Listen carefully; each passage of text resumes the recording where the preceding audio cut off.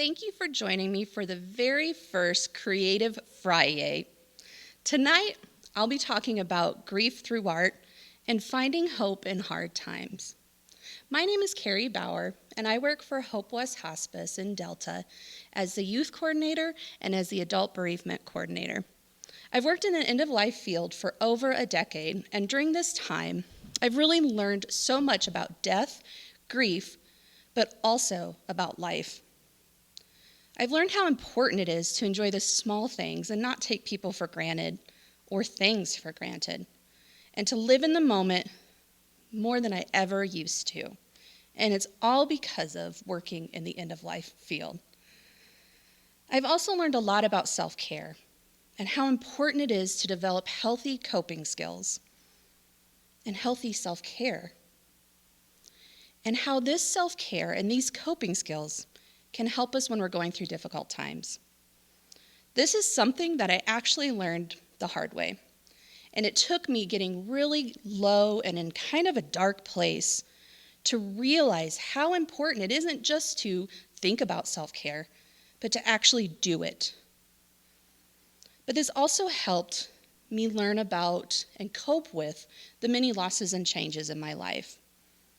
And one way that I have done that is through art. And let me just say right away, I am not an artist, not even close, but that doesn't matter. And that's a great thing about art, especially using art in our grief.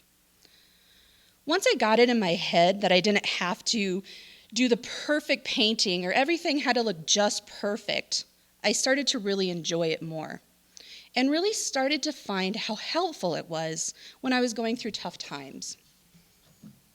And grief, it's a crazy, crazy thing. No one is immune to it.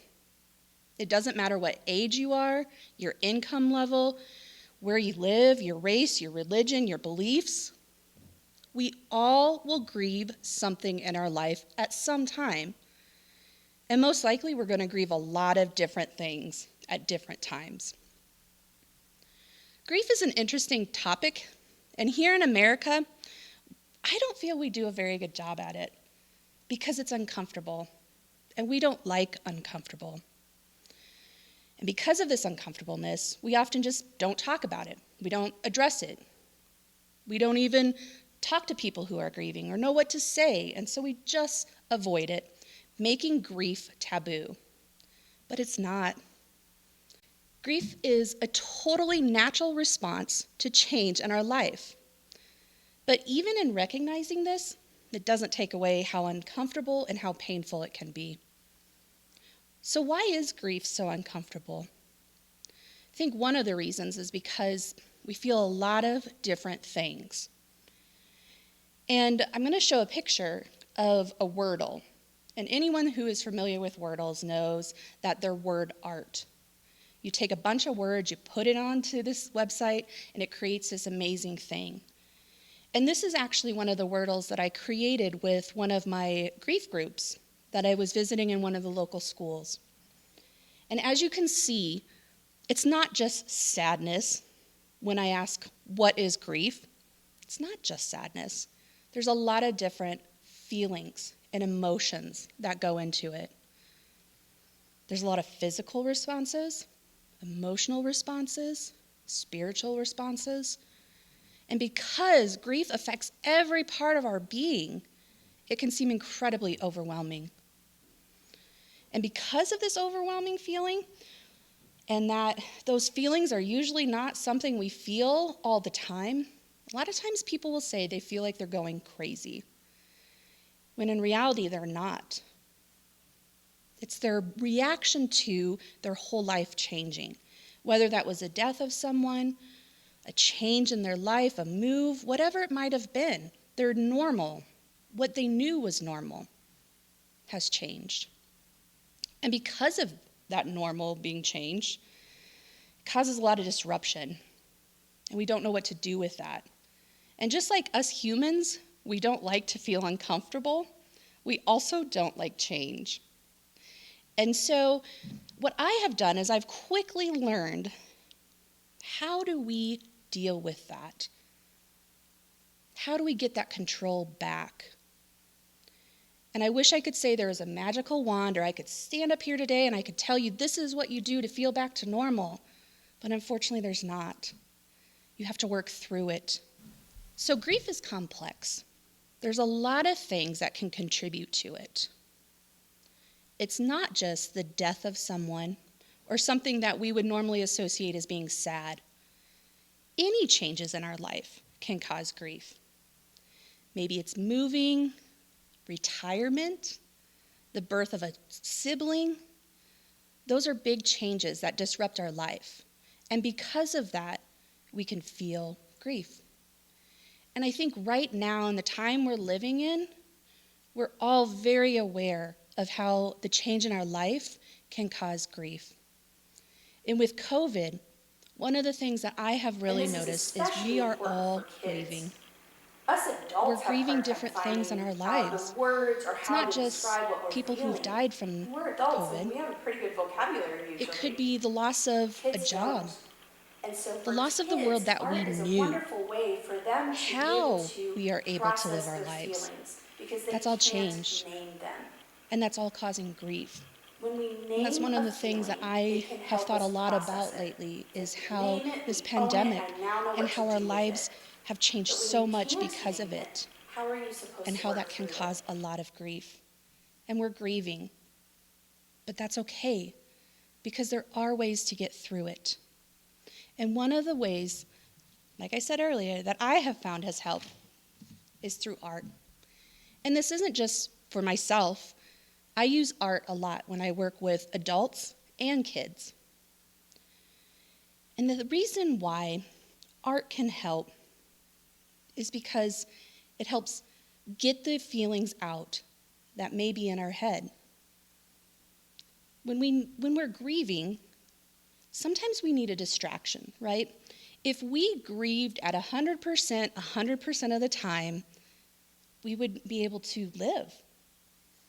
And for someone who's been really in their grief and really in it so deep, they feel that. And what art can do for us is really give us that healthy distraction. And I like to say there is a big difference between distraction and denial. So just because you're distracting yourself from your grief for a short time doesn't mean that you're in denial. Denial is when we push it down, we don't even talk about it, we don't deal with it, we don't process it, we just keep pushing it down. And what I have seen is this can be really harmful because it eventually will come up and it'll eventually come out of us, and oftentimes that's when it's harder to control.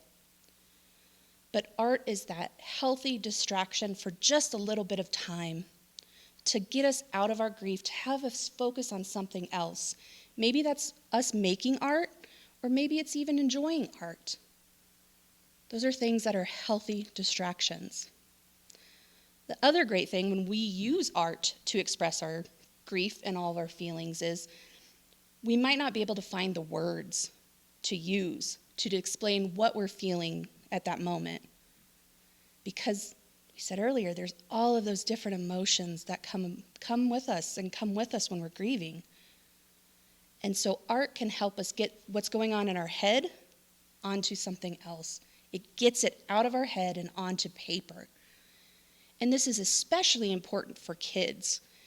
Us adults have a hard time finding out the words or how to describe what we're feeling. And we're adults and we have a pretty good vocabulary usually. Kids don't. And so for kids, art is a wonderful way for them to be able to process their feelings because they can't name them. When we name a feeling, it can help us process it. It's like we name it, we own it, I now know what to do with it. But when you can't name it, how are you supposed to work through it? It's a wonderful thing about art. You can use it. It might be just taking a pen and scribbling it on the paper. Those aren't words, but it's an action to get those emotions out. The other great thing is art can be used to honor someone who's died or to honor a time in our life. I think part of grief is not just expressing our emotions and processing it. We have to do that. It's so important. But we also want to honor times in our lives, especially when someone has died. We want to honor them. And we can do that through art. A child may want to just draw a picture of their favorite time that they spent with their loved one.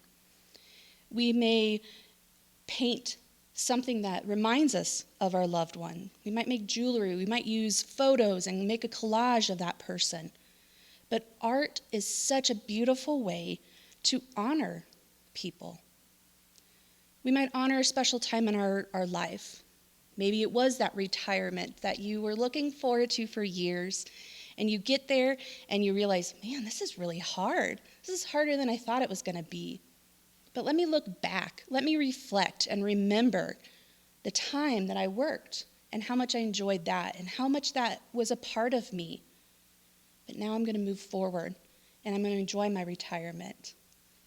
But it's a time you can use art to remember that time and reflect back on that time.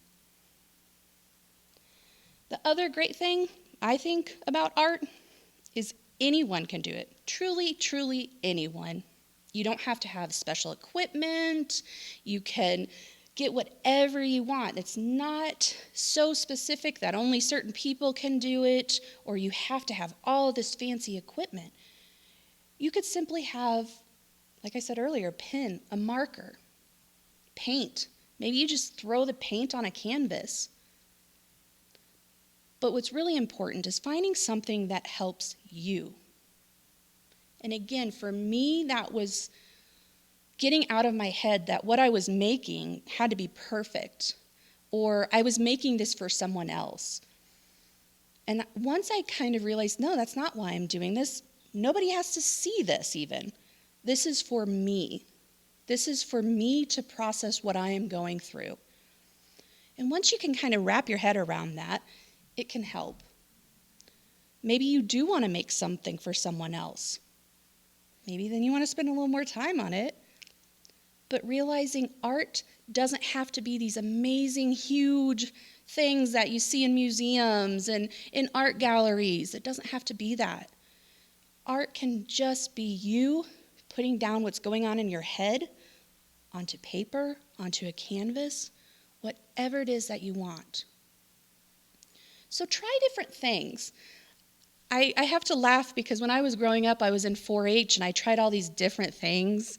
And I realized as I'm older that, yes, I don't do the things that I did for 4-H in those projects, but they came in handy later because I knew how that was helpful.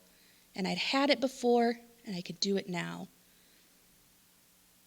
So what I want to do is, and what I kind of want to challenge you, if you are grieving or just through these really difficult times that we're living in right now, find something that works for you. Try a different medium, not just paint or colored pencils. Maybe paint on a rock. Maybe find some fabric to quilt or crochet. Use fabric and textiles. Maybe make a collage. I made a collage when the whole COVID thing and the pandemic started, and I was really struggling with our world and how my world has really changed. So I took the little postcard thing that we got in the mail, and I cut it up, and I cut all the words.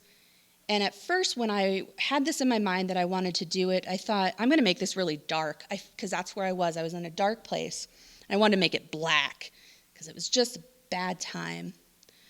But as I started to do it, and I started to kind of work on it, I didn't. I made it lighter, and you'll see it. I'll share that with you. But I think looking back now, and I even look at it now, and it says everything was canceled, and plans have changed. But I realized, looking back now today, that there's still hope. And that's what art can do, especially when you can go back and look at it. You can say, this is what I was feeling at that moment when I felt it and when I created this. But now I feel more hopeful. So I'm glad I didn't make it all in black and doom and gloom, because it gave me hope. making that helped me process the incredibly crazy things that were happening and happening very quickly. The other thing that I found is really helpful is coloring books. So adult coloring books, even kids coloring books can be helpful. And I like them because they're quick, they're easy to, take here and there. But it's something that I don't have to think much at all about. But I can still process what I'm going through while I'm sitting there and coloring. Or, like I said, just grab a piece of paper and a pen or a marker and just scribble out. Maybe when you're really mad or you're really anxious. And that's something I tell kids to do too a lot of times. Use that paintbrush and just scribble on the paper. Just get it out. It's an action to help us express what we are feeling. So again, don't do art necessarily for someone else when you're grieving. You're doing it for yourself to help you through that time. Do it for self-care. Develop those healthy self-care strategies. Put them in action. Don't just talk about it. Hold yourself accountable and finding ways that help you grieve. But please do not be intimidated by art or think that you're just not an artist, so that won't help you. Know that you don't have to be an artist. Truly, anyone of any age, of any skill level, can use art to help them through different times and difficult times in their life. And what I've found is when I started doing that, it helped me get through other tough times throughout my life. And so I hope that you all can use art as a way to express your grief, to cope with your grief, and to process the difficult times in your life. But remember, you do not have to be an artist. All you have to do is find something you enjoy and that helps you. Thank you.